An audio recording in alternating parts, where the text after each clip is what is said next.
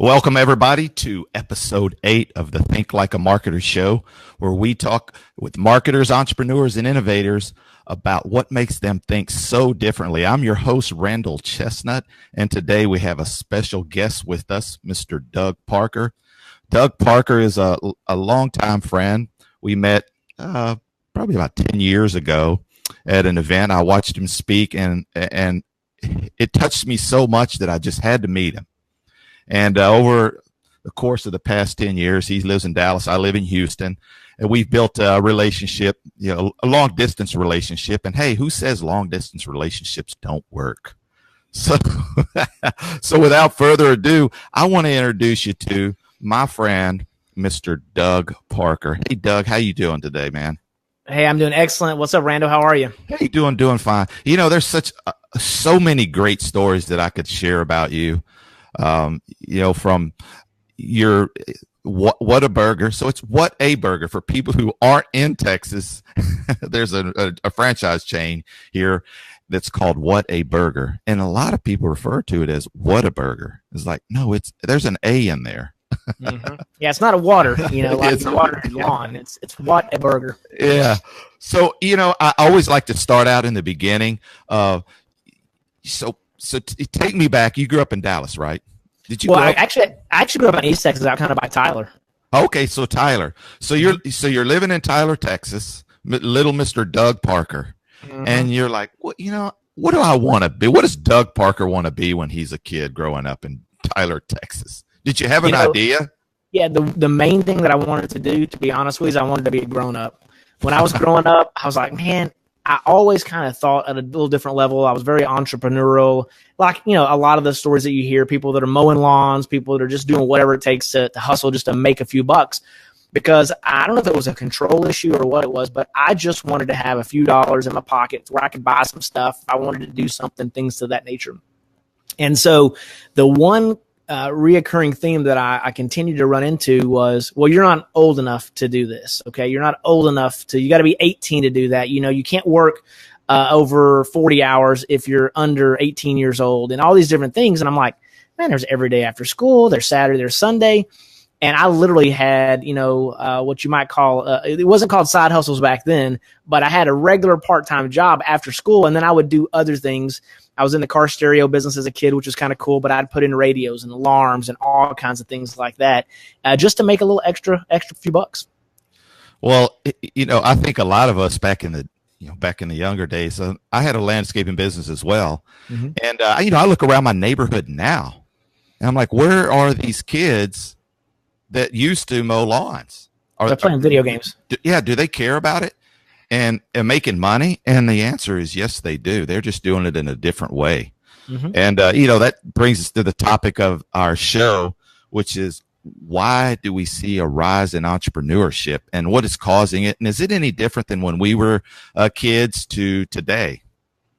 And go ahead.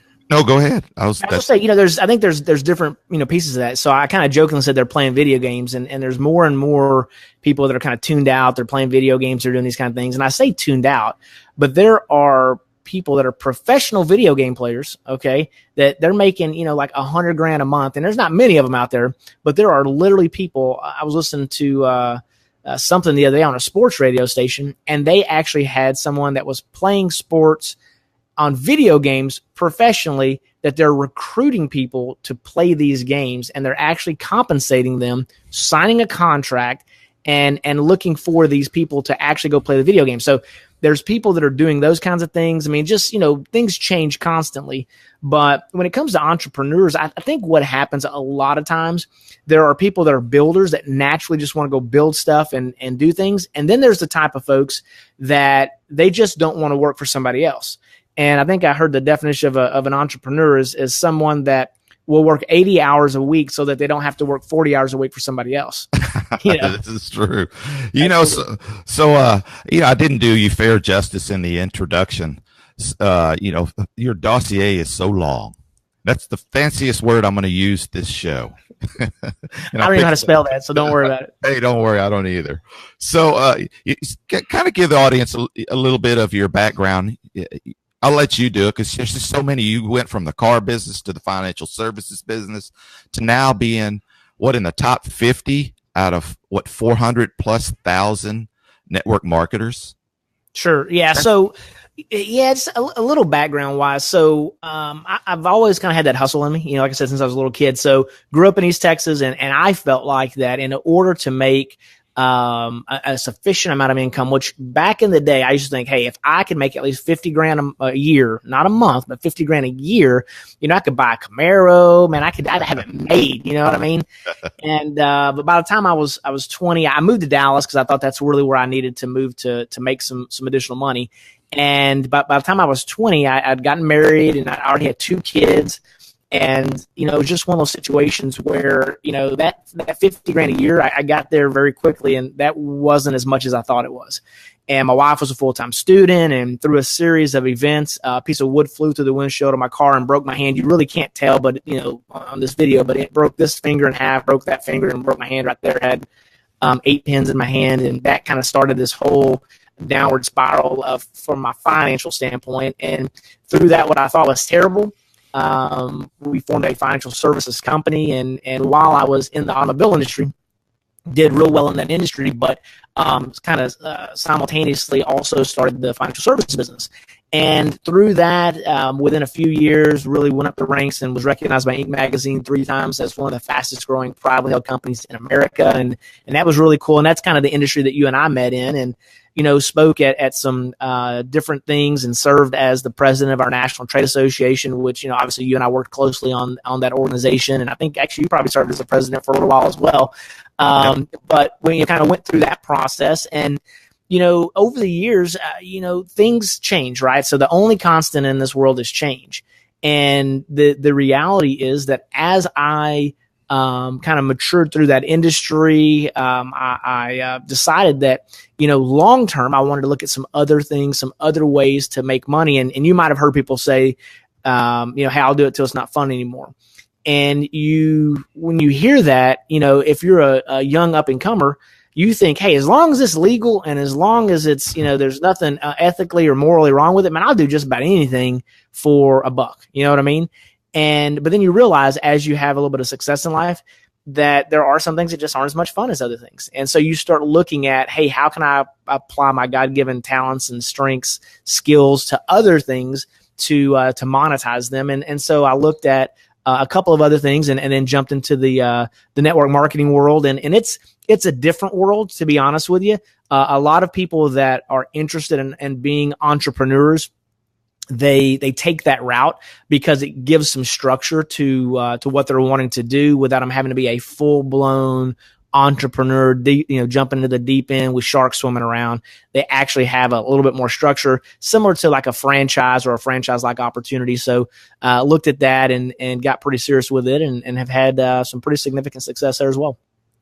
Well, having heard you speak so many times, you have a lot of people that follow you, that take advice from you, and you have a couple of really good nuggets, tips for people when you're speaking to, the younger people who are deciding what they want to do. They're the person's like, well, I need to make money in this new economy that we have. And one of the things that you hear every successful person, monetary person, because success can be many things. People who actually make money, right? That you always hear is you got to have a mentor. You have to have somebody. You just can't do it alone. And sure. it only makes sense. And you have a really good mentor. You want to tell us who this person is? Sure. Well, and there's several people out there, and in Proverbs it talks about a wise man. There's a couple. So there's talks. One of them is a wise man leaves an inheritance for his children's children. We can talk about that in just a minute. Another one talks about he who walks with the wise will become wise, but the companion of fools will suffer harm. And I've been on both sides of that. I've been around some super wise people that have really, shared information with me and made me a little wiser. And then I've been around some fools and it's hurt me a little bit. So you got to be really careful and selective of who you let inside your inner sphere. And, I know one of the guys you're talking about, there's a gentleman by the name of Alan Stoner, and you mentioned Whataburger a little bit earlier. And, it's kind of a small world. So I'm from Texas. I've always liked Whataburger. It's a hamburger French fries, but it's really good hamburger and French fries. But they got the best ketchup you've ever heard of in your life. Matter of fact, it's kind of funny. So I'm gonna lean over here for just a second. So in my drawer here, oh, my light went off there. So in my drawer, I've got Whataburger ketchup right there. Okay, so I keep that. Because sometimes, I'll go to some other place and or whatever. I need a little bit of ketchup, and the ketchup is just really, really good. So through a weird series of events, my brother-in-law actually had an insurance guy that he became friends with, and his name was James Stoner. And James and I met, and I did some business with him. And at some point, he said, "Man, my dad, I think my dad would like to meet you." And I was kind of honored because his dad's name is Alan Stoner. He's the guy that ultimately has done some mentoring with me, and Alan was with Whataburger from 1955 to 1993. So the Dobson family, Harmon Dobson, that founded Whataburger, brought him over from Ireland back in 1955. One of three people that he brought over, and I think there was either one or two Whataburgers that were in Corpus Christi, Texas at the time. And he helped him kind of grow that business. And then in 1967, Harmon Dobson was taking a plane flight from Corpus Christi to Tennessee. And I asked Alan, he said, "Hey man, you come with me?" I don't know exactly what they were doing there. And I was like, "Man, I've just got too much going on right now." And ultimately that plane crashed and Mr. Dobson died. And it was a situation where Alan kind of helped, transition until the point where the children can take over. So I think there's like maybe around 1,000 to 1,500 Whataburgers all across Texas and the surrounding states, but it's family owned. It's not publicly traded, and it's just a family owned operation. So anyway, he was real involved in that, and I was intrigued with anybody that has that level of leadership, and so we got to know one another, and I've learned a tremendous amount from him, and we bounce ideas from time to time. We've invested in some companies together, and but you really. The one thing I will tell you, especially if you have any talent, any skills, and have had any level of success, you got to be careful that it doesn't go to your head and just make your head blow up, right? And so the way you do that, or the way I found to do that, or one of the ways, is that I find people that have had significantly more success than me, because whatever little success Doug Parker has had, if they've had, like that much times 100, then they don't say, "Oh my gosh, you're doing so good," and then become yes men. A lot of times your friends and family members and your current sphere of influence, you might be the most successful people in that group. And then what happens is that you tend to be that patriarch or that matriarch of the family, because you're the one that's the business person. You're the one that kind of runs everything. And you can let that go to your head if you're not careful. So you surround yourself by other people that have had more success, and they can kind of redirect you and not let your head get so big, just kind of putting you not in your place in a negative way, but keeping you humble, if you will. Right. I got to ask you, what is the big deal about people moving to Dallas? You got Patrick Bet-David. He moved from out in L.A. to was he in Plano? Is that where he's at? Do you know? Is that where he went? Yep. And isn't Zig Ziglar? I know he's not alive any longer, but he was from Dallas, right? Yep. Did you ever get to meet Zig? Yeah, Zig was actually a mentor of mine, and it's interesting. When I was a little kid, my dad introduced me to Zig, and through that process, and I say introduced me, at the time it was through tapes. Okay. So it was these books on tape, right? So I listened to Zig a ton, and for whatever reason, even as a kid, it just was intriguing to me. I enjoyed listening to him. He's got a very unique voice, and but what he says just makes sense. I mean, it's things like, if you just help enough other people get what they want in life, you'll always have what you want.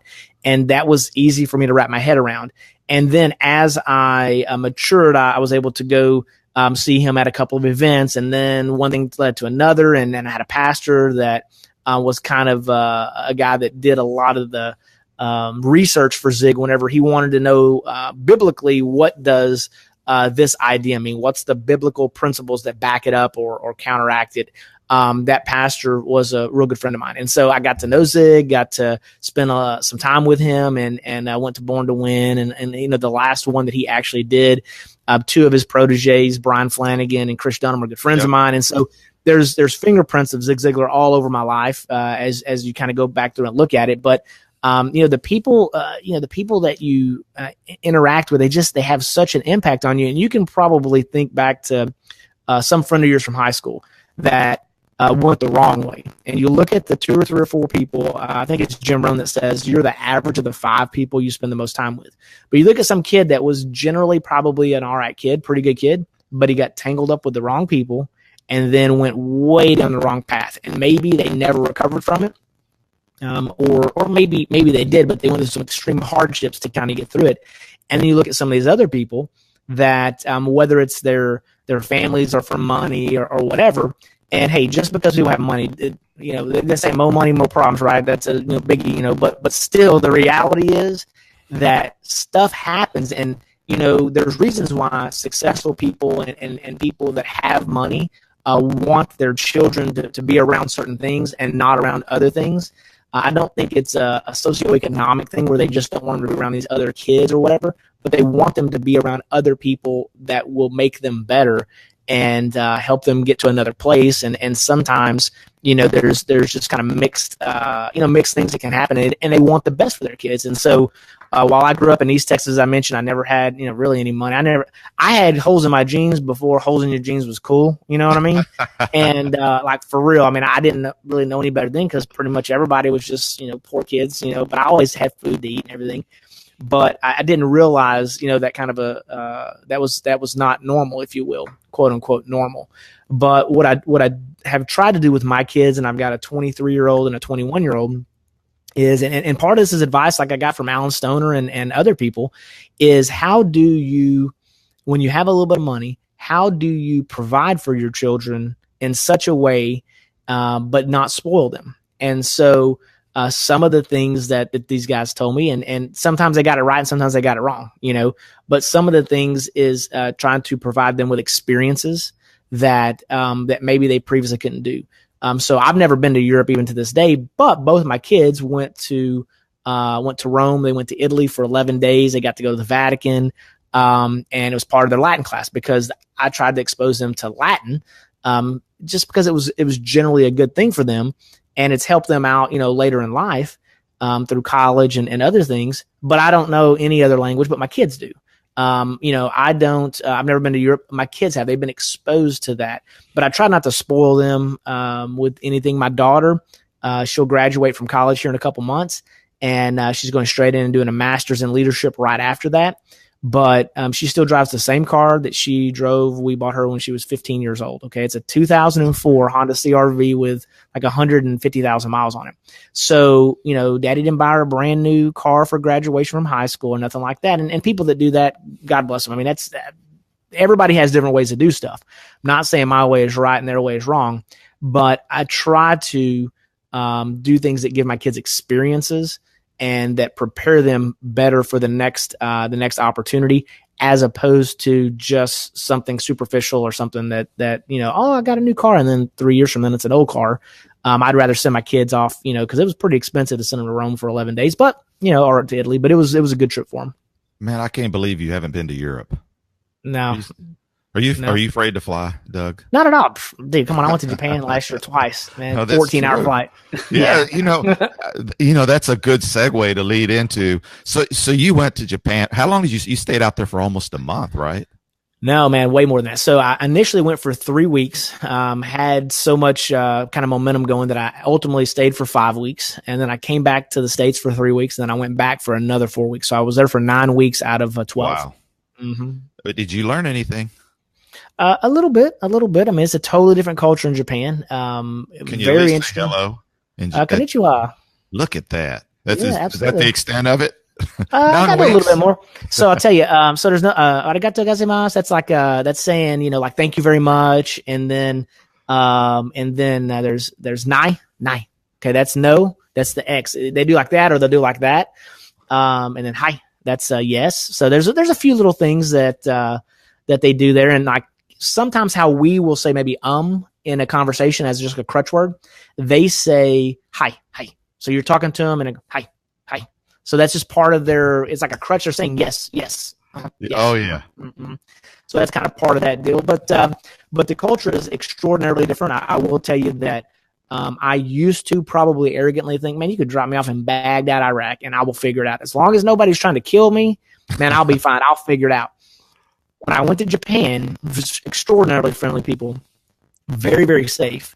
But it's different, man. Not everybody speaks English. I was probably that arrogant American who just thought, man, everybody speaks English, because everywhere I had been, whether it be Mexico or Costa Rica or Aruba, or I've been to other places in the world, but there was somebody that spoke English somewhere around, and not in Japan, man. Sometimes it is so different. The kanji and the katakana, that's the languages that are the written language. It is so different that you can't make any sense of any of the letters. There's something like 6,000, I think it's 6,000 Chinese letters that are symbols, and the Japanese have taken something like 4,000 of those, and then they've got this there's kanji and there's katakana, which is another part of it. And so anyway, it's a crazy language. It's way different than anything I had ever seen before, and so you just got to try to do your best. Right. So I want to back up a little bit so we can like take you from how you ended up there. Mm-hmm. So you have this very successful financial services business in the high seven figures, and Doug Parkes decides to do something else. Mm-hmm. What spurred that? Was it something else or something additional? All of the above.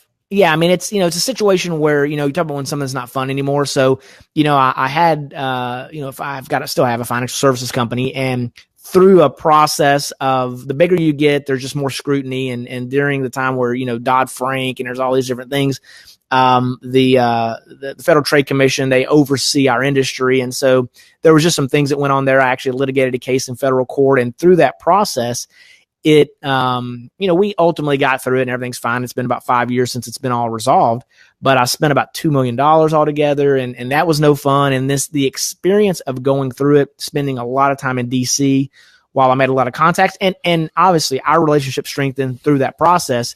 There were some absolutely great things that came out of it, but there were some things that became not fun to me anymore.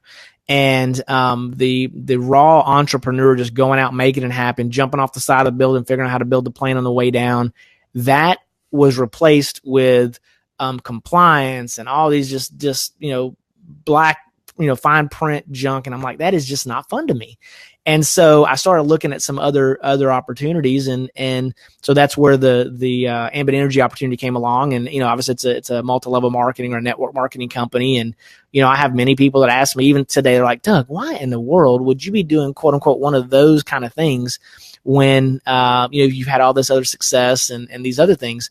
But for me, there was a residual income that was part of it that really changed the dynamic significantly of in the past, when I worked really hard, I made a bunch of money, but if I ever stopped working really hard, within 30, 60, 90 days, it kind of dried up. And so I was very intrigued. I've always been intrigued with the nature of that residual income. But I will tell you this, what really intrigued me was, even though I'd been an entrepreneur at that point for 20 years. Okay. What happened is that it gave me the opportunity for me to not have to worry about the compliance piece, the litigation, the lawsuits, just that kind of stuff. And all I had to worry about was working with individual team members, building teams, leading those teams, the sales aspect of it. And someone else handled all the kind of dirty work, all the paperwork, all the administrative type stuff that really is not my strength, that I don't like anyway. And so I thought, hey, I'll give this a run. And for a couple of years, I dilly-dallied around with it. And then about 2.5 years ago, I got really serious with it. And as you mentioned, was able to kind of climb up and as one of the top income earners within that particular company, which ultimately it's the number one energy direct sales energy company in the world. And currently, I think in the top 20-ish of all the people at this point, and so in the world. So I mean, it's a pretty neat place to be, and we help people save money and make money. So it's pretty cool dynamic. What's really cool about, so I was my daughter was here from Chicago for the summer. I just took her back a couple of days ago, and she had the world's record book. I bought it for her, and she just was fascinated by the one that had the 8-foot fingernails and all these different crazy things. And I ended up thumbing through it, and I found a world record holder for sales. Really? And I think the guy's name was Jared something. I'm trying to remember. But anyway, he sold, and you might appreciate this coming from the car business years ago. In 1 year, he sold 1,318 cars. Man. Is that a lot? More than the average guy, I can tell you that. It's like a world record or something. Yeah, he said he sold 8 cars a day. Man, Is that what was the top guy went back? What you remember selling?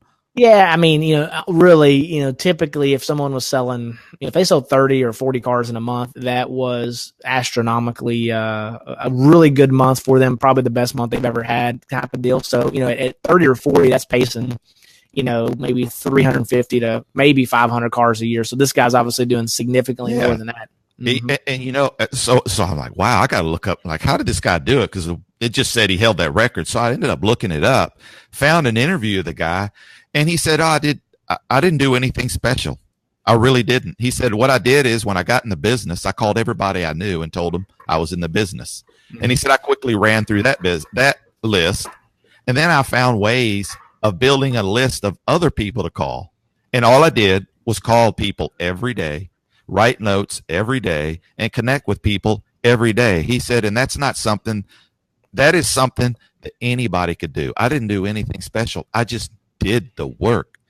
And because we chat a lot, and we've talked about this subject, and I think at the end of the day, what makes Doug Parker and all the other people that are at the top of any industry is that every day they make it their mission to connect with somebody new, connect with somebody that they're working with, see how they're doing, and make sure that all of those people connect with one another. And that's the simple of it. You like build relationships. And I think, you talked about what you're really doing now is, I think, your strength, because I've watched how people interact with you, how they really listen to, and not just like, yeah, okay, yeah, whatever. They actually listen to what you say and follow along. And that's a strength that you have. Well, would you agree with that's what made you successful? You just talk to more people than the other guy. Yeah, it's a couple things. So one of the things you're kind of talking about, there's a lot to unpack there, but one of the things is influence. Okay. And so you cannot manufacture influence. So when people, there's a lot of people that talk, I mean, like I look on Facebook and stuff all the time, and hey, these mediums of Facebook Live, obviously it makes this possible, the podcast. I mean, it's so easy to do those things now, compared to what it was years ago. It's unbelievable. But you look at somebody that's 23 years old and they're a life coach. All right, I mean, come on, man. Like you ain't even lived yet. Yeah, don't get me started on those. So the only way to have influence, and one of the things about leaders that there's one common denominator of every single leader in the whole entire world and in the history of the world. And when I ask from stage sometimes, hey, what is it that every single leader has in common? And some people will say integrity and maybe honesty or charismatic, or there's all these different things that they say they might have. And some people absolutely do possess some of those things. I mean, there are people that have integrity that are leaders. There are people that have just great skills or great speaking skills or whatever. But you look at someone on the extreme, you look at someone like maybe a Hitler. Man, that's a terrible guy that just did terrible things. Was he a leader? Yeah. I mean, you look at Abraham Lincoln. Was he a leader? Absolutely. Probably one of the best ever in the world. You look at Jesus Christ. I mean, there's all these different people, but they all had followers. Okay. That's the common denominator. Now, are they good guys or bad guys? There's tons of, there's ringleaders you've heard of before, like a ringleader. That sounds like a bad thing, but they're all leaders. So what happens is they have influence and they have people that want to follow them. So they're walking and there's other people walking behind them.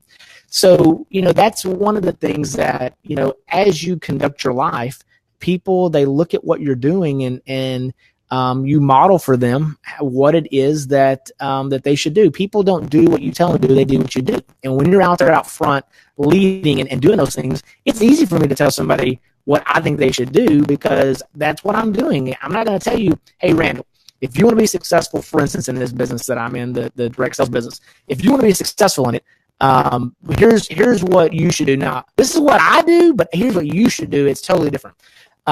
It's just a different dynamic there. So I'm going to tell you the things that I know that are working for me, and they're not theoretical. You hear that old saying of those that cannot do teach. I'm not messing with any teachers or trying to poke at them or anything. But the reality is there are many people that will give you all sorts of advice, except for if they had to go apply it in the real world, they can't monetize it or make money with it. So that's what I try to do, is just go out there and grind it out, work hard, and show people, hey, if you want to be successful, just follow me. You do the things that I do.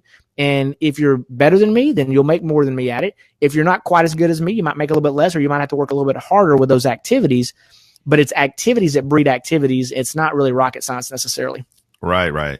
Well, one of the things is, as you, like you said, as you get more successful, you have to learn new ways to sharpen the saw, so to speak. Yep. What does Doug Parker do to sharpen his saw? Man, there's a bunch of things. So I went on a phase where, I did a podcast for about 2 years. And part of that was I looked at it as a continuing education. So I tried to interview people that I genuinely found interesting, that I thought I could learn from. And I picked up a new skill, which is obviously why this mic is here and everything else, is because that is kind of a remnant from that particular time. And, then, you surround yourself, you talk about mentors. So you surround yourself by mentors. The other side of it is the being a mentor. Okay. So I was a mentee, but then being a mentor to others, you find ways to give back, and, you ask them to get going. Did your lights just turn off too? Yeah. So yeah, my automatic lights started off, so I had to turn them off. We're too environmentally friendly here. You got to throw some paper at it or something, get that thing back on. But so anyway, investing in other people, I mean, that's always a good idea. And then I'm really big on continuing education, on reading books, listening to stuff. There's a lot of people that say readers are leaders. The reality is not everybody likes to read. Honestly, not everybody's good at reading. And not everybody is good at comprehending and actually taking that content and it's soaking into their brain. So my recommendation would absolutely be is that you figure out what type of learner you are. You may be kinesthetic, you may be auditory, you may be, someone that needs to read it. Whatever your learning style is, do your best to get as much content that's good in your head, however you can get it in there, listening to something, reading something. And, like video is a great medium because you don't have to read and you can visually see it and hear it. One of the other things is nowadays with podcasts is that you can kind of multitask. You can drive and listen to a podcast where you can't watch video. So there's a bunch of different mediums that you can go with. But really make sure to get the right content inside your noggin, okay, up here, and then protect yourself from things that are not good things to have inside your head. And I mean, I literally was on Facebook the other day and doing something, and I don't remember exactly what it was, but it was like some kind of shocking headline about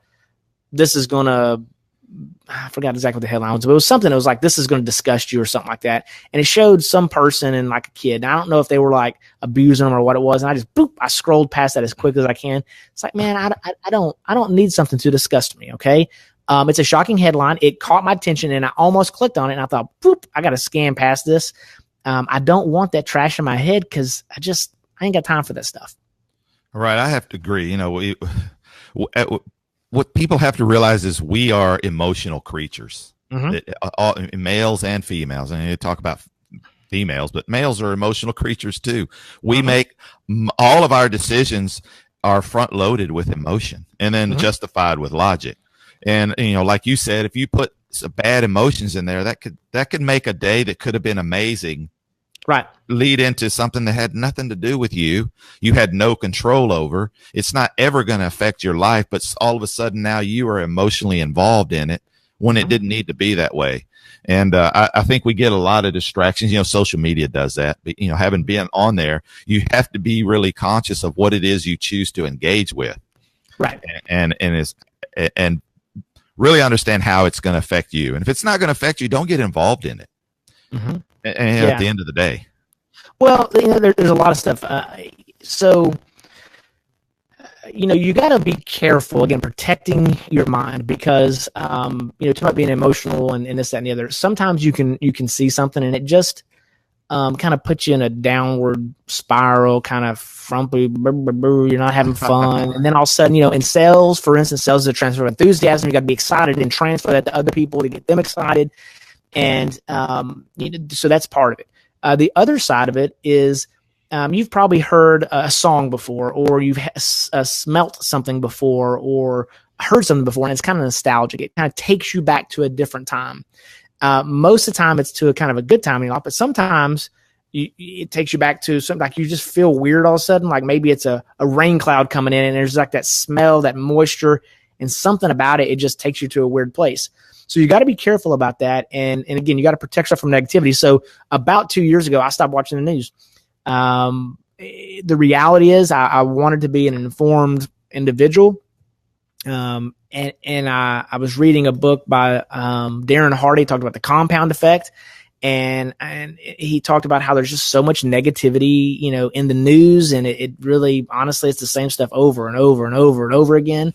And then I read another book, and I can't recall which one this came out of, but it talked about, something to do with negativity in the news. And it talked about, hey, look, in the event, okay, that aliens, they land here on Earth, okay, one of your negative friends is going to tell you about it in about 15 minutes. All right. So you don't really even need to know about it. If something crazy is going to happen, you will figure out about it from somebody within short order. So I'd caught myself kind of having, I've got a TV here in my office, and I would have, one of the news channels playing all day long. And then I'd hear this talking head talk about something, and that talking head talk about it, and then another one, and then another one in the afternoon. And then I'd go home and I'd turn it on. And I'd watch 2 or 3 more in the background, if you will, right? Well, it just filled my head full of negativity. I stopped watching it. Now, I don't know if this or that's going on, but if something major is happening in my community, somebody will let me know. And I'll go from there. And I'll control what what I have the ability to control over. That's what I'll take advantage of. What makes it so is as humans, we crave certainty. We need to have something so we can predict an outcome, so that we know should we or shouldn't we do this, and is it going to harm us? And I think when people watch the news, first off, they know how our brains work. They know our brains are attracted to like negative things, because we're more attracted to finding something out that's going to hurt us than towards something that's going to help us. So media makes money, getting more people to watch, and they say, well, what's going to get more people to watch? And that's negative information, or talking bad about somebody and getting the emotions going and getting more people to watch it longer and engage with it more. And I agree with you. It's like, if it doesn't, you'll know. If it's something that's going to affect you, you'll know. Andy Andrews, I know you've read a couple of his books, and you might have gone and actually seen them. One of the things I don't remember what book it was that he talked about, and it may have been in a speech that I watched. He said, in your life, you're either in a crisis, headed to a crisis, or coming out of a crisis your whole life. And there is absolutely nothing that you can do to stop that. But what you can do is build up yourself and control yourself and make yourself bigger than your own problems. Yeah, absolutely. And actually, I had Andy on my podcast a couple of times, and I've gotten to know him pretty well. And for those of you that maybe you don't know if you like to read books or not, okay, and maybe you haven't read a bunch of business books, or like me, I had somebody one time says, hey, do you read ever any nonfiction books? I'm like, nonfiction? Why don't anybody ever read nonfiction? I just focus on business books. And then I realized, man, that kind of sounded kind of like condescending or something, but I didn't mean it to say that way. But I'd heard about this book by Andy called The Traveler's Gift. And it talks about, where he basically gets knocked unconscious, and he has these experiences with different leaders over the past several generations. And so one of them is Michael the Archangel, Abraham Lincoln, and several others, Christopher Columbus and Frank. So, there's a lot of different people, and really it tells a little story that it interweaves. And then at the end of each chapter, it kind of gives some principles of how to kind of persevere through things. And like Anne Frank was, I'll face this day with laughter. And so that, even in all the negative, bad stuff that she went through, she would, face it with a smile on her face and move forward. So it's just lots of good positive stuff. But what I was going to say is I would encourage you to get the audio version, because regardless of whether you like to read or not, because Andy narrates it. And he actually plays each one of those characters and has a special voice for every one of them. And it's just a really super engaging thing to listen to. But it's obviously it's nonfiction, but it does have, it's fiction, but it does have some principles in it that can help you with life. And so that's a really, really good deal. Andy Andrews is just like he's a really interesting guy. Yeah, wasn't he was homeless at one time, right? Absolutely, yeah. His parents died, and he was under. I think he's from Alabama, if I'm not 100% sure. There's some islands off the coast of maybe Mississippi, but I think it's Alabama. And he was actually homeless under a bridge and living there, and it was just kind of like this weird dynamic. He's got another book called The Noticer that he actually met a guy that book is kind of loosely based around. But anyway, yeah, he's got a super cool, interesting story, and went from being like homeless, relatively quote unquote, nobody, to being a New York Times best-selling author. And then from there, ultimately even further, is now been brought in to speak at some of the top colleges and just really all over the world. And has massive following and has massive influence.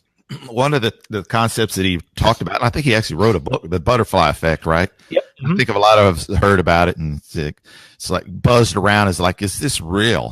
Where if a butterfly flapped its wings in Africa, it would set in motion these molecules that eventually turned into a hurricane, right? Mm-hmm. And they actually tested it out and found out that, yes, it does. And not only does it affect physical objects, but it affects like us as humans. Mm-hmm. And we're coming to the end of the show, and I think it's a great point to end on, that how the things that we do and the people that run across our lives, whether we know it or not, we have that effect, that butterfly effect, so to speak, that years from now, that we may never know that the words that we said, if they were positive, that person turned into this amazing person, that you just turned them just enough, you turn that wheel just enough to take them down the right path, or you filled them full of negative and told them they couldn't do something, and you turn the wheel just enough to send them that opposite path. I think that you've lived your life at hopefully steering people in the positive path, and share most of the stuff that you talk about. In fact, all of it is trying to get people to grab a hold of that wheel and understand that you're the only person that can drive this car, or this car called life. And you can steer it in any direction you want, but I'm going to tell you the direction you need to go is this way. You got any comments about that?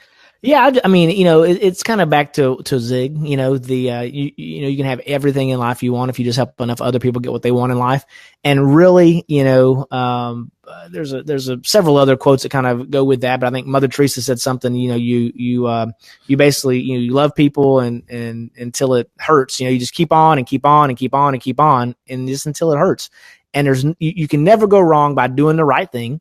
Sometimes it's tough, and sometimes it's no fun, but you've got to kind of, persevere through that. And, when you're helping people out, giving them direction, those kind of things, the statement you made, you don't want to underrate it, because a little tweak, to the right might be the direction to get them on the right path. A little tweak to the left may absolutely melt them down and cause them to go on this butterfly effect. There's that movie, The Butterfly Effect, that it totally melts somebody's life down. And it all started with somebody saying something crazy or whatever the case is. So, the real true reality is that you are responsible for you. Okay. And you have to take responsibility for yourself first and foremost. It's like whenever the plane, when they're taking off on the airplane, they say, hey, look, in the event of, a crash or whatever they say, put your mask on first and then help others, because if you are running out of oxygen and you pass out, you can't help nobody else out, right? So you really do have to protect yourself in a purely self-preservation mode, not in a selfish way, but I'm saying in like life or death, you have got to protect yourself so that you can help the others, afterwards. So you got to do that, but look out for yourself, but then try to be a positive influence, try to be a positive impact on others. And then, hey, you know what? You're going to screw up. You're going to mess up, because you're human beings, right? There's only been one ever that lived ever that was perfect. The rest of us we fall way short. And so whenever you mess up, just try to own it. Go back to the person, have a conversation with them, try to make it right, try to prop them up and help them kind of get back on the right track again. And then just keep on swinging, being ambitious and making it happen. Yeah. Well, hey, Doug, we're coming to the end of the show here. I wanted to give you the opportunity if somebody wanted to connect with you. Hopefully you have enough platforms with Facebook and Instagram. What's the platform if somebody wanted to reach out to Doug? Where could they find you? Yeah, absolutely. So, I'm on Facebook. it's just Google Doug Parker. It'll have, it's got my picture on there and everything. And then also DouglasParker.com, that'll direct you to a page where if you want to get a hold of me, you can definitely do that. And I'm on social media, but I'm not a big Instagrammer or any of those kind of things. I haven't, or Snapchat. I just haven't been able to dedicate the time to those yet. It hadn't been a priority for me. But the normal Facebook is probably the best way to reach out. Right. Well, hey, I want to thank you. You gave me the most valuable thing you have, and I certainly appreciate it. And that's your time, because it's something that we can't recreate. And again, I want to thank you for coming on the show. It's always good when you can get somebody that is really doing things to come on and take their time, because you could be doing a lot of things, and you chose to come and speak to the audience that I have, and I really appreciate that. And I think they do as well. If I could speak for them, they could come on, they would say that. Well, hey, there's people I'm noticing here making a bunch of comments, on Facebook, and the reality is, go out there, just make an impact on somebody else's life, and appreciate you having me on. I know your time is valuable, and you got a platform that you're trying to bring positive stuff, in here. So I appreciate you doing that, and man, you have a fabulous day yourself, and I'm sure we'll talk to you real soon. Man, well, I appreciate it, Doug. And hey, everybody, thanks you for joining us here on the Think Like a Marketer show. Hey, if you haven't already, go to our Facebook page at Think Like a Marketer show. Go ahead and click the like and the follow button. Make sure the notification is set that you are made aware that the show is live. And if you decided that you wanted to be on the show, you can go to onmyshow.com. You can apply as a guest on the show. I can't promise I can get you on, but I can promise that we can sit down and chat on the phone and see if you're a good fit for the audience. And again, I want to thank everybody for joining us today on the Think Like a Marketer show.